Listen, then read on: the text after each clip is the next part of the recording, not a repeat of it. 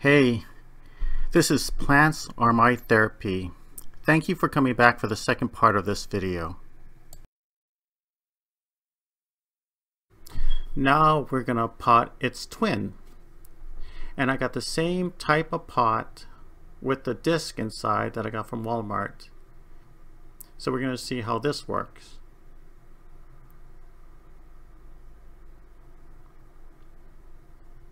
I use my layer of gravel. I don't try to put it around the side because it doesn't matter. The grooves are too shallow.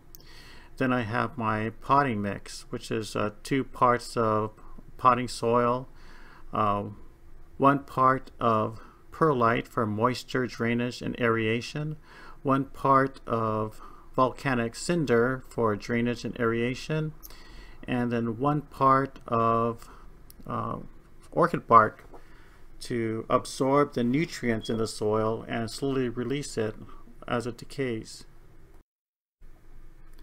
I really feel confident about this soil recipe.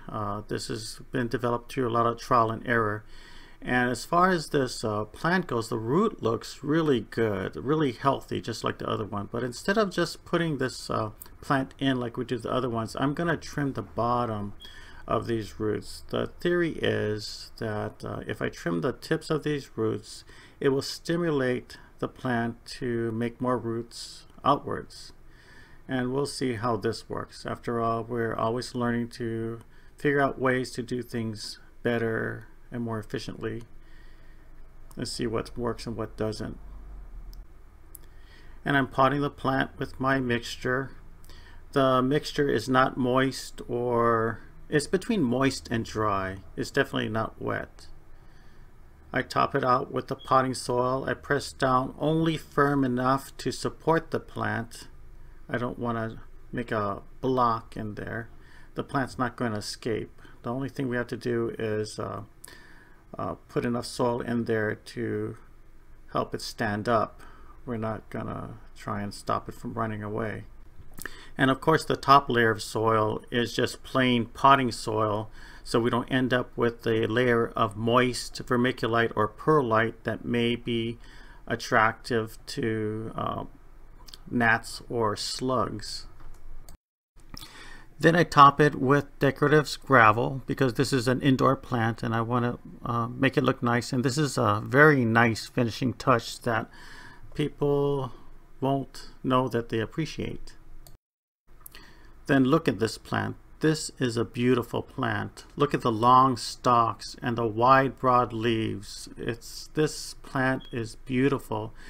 Divided like this, it shows how elegant this plant can be. The other way, it just looked like a bucket of leaves, but just look at this. The big thick leaves, even the decorative gravel against those dark green leaves really makes this plant pop. And one of the final steps is to wash down this plant to make sure there's no matter on it that may be a haven for infections or parasites. Then the final and most important step is to spray down this plant with neem oil. This is a 2-gallon sprayer. Inside the sprayer has 2 gallons of water and 2 tablespoons of neem oil mixed with 1/2 teaspoon of dishwashing liquid. Neem oil is really good because it disrupts the bug's life cycle. If they're eggs, they don't hatch. If they're larvae, they don't develop into pupa. If they're pupa, they don't hatch into adult insects. If they're adult insects, then they die. And neem oil is safe for humans and doesn't seem to affect beneficial insects like ladybugs. The neem oil, I spray it down on the dirt as well, so the plant will take it up inside its system to make it less desirable to pathogen and other insects. Another benefit to neem oil is that if you're the type of person who likes your leaves of your plants to be shiny and you buy those leaf glaze or leaf gloss, you don't need to waste your time on something cosmetic. The neem oil will leave a nice sheen on these leaves. Neem oil was developed in India about 4,000 years ago, 2000 BCE, by the Indians of India, and they discovered that the neem oil is an effective pesticide. The Chinese like neem trees inside their gardens or yard because the leaf litter, when it decomposes, its uptake by the other plants cause those other plants to be less desirable to pests. So I can't oversell neem oil. The plant I'm washing now or spraying down now is the first plant that you saw me repot. I mean, this is I love this plant. This is my favorite plant. This is the final peace lily that I'm going to repot today. Actually, I'm not going to repot it. I'm just going to refreshen the soil. The soil had eroded down about 2.5 inches. So I'm going to do like this I did the other plants. I'm going to recycle the decorative gravel. I'm going to use my same potting mixture, which is 2 parts potting soil, 1 part perlite for moisture, aeration, and drainage, 1 part of volcanic cinder for aeration and drainage, and 1 part of orchid bark, which is to help keep in the nutrients from running out with the water. I'm not going to be as gentle as I usually am, but I am still careful.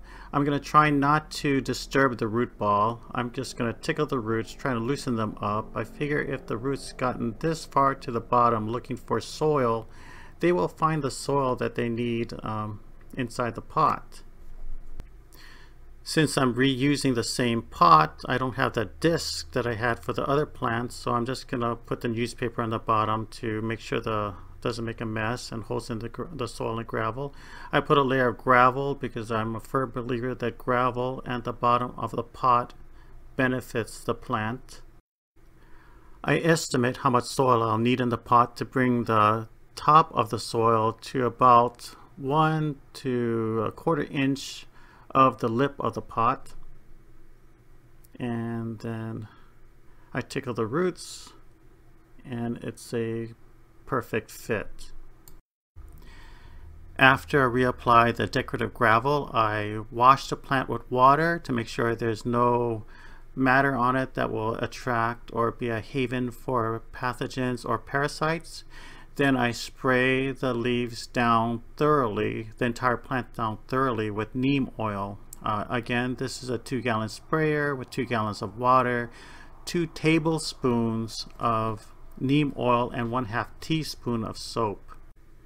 This is a beautiful plant. Okay, I was wrong.